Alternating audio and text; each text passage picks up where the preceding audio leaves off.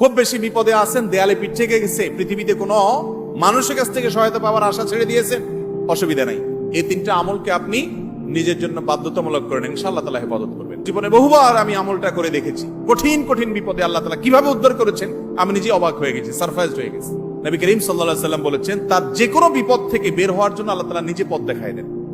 এমন ভাবে পথ দেখাবেন সে কল্পনাও করবে না। বহুবার আমল করে দেখেছি আমি, হাতে হাতে পেয়েছি আলহামদুলিল্লাহ।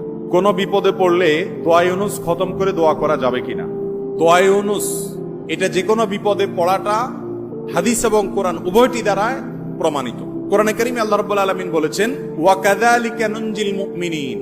ইউনুস আলাইহিস সালাম বিপদে পড়ার পর তিনি যে দোয়া করেছেন, লা ইলাহা ইল্লা আনতা সুবহানাক ইন্নী কুনতু মিনাজ জালিমিন, এই বাক্যগুলো পড়ার পর এগুলো বলে বলে আল্লাহর কাছে তিনি দোয়া করেছেন, আল্লাহ তাআলা তার বিপদ উদ্ধার করেছেন। বিপদে পড়ার পর তিনি যেরকম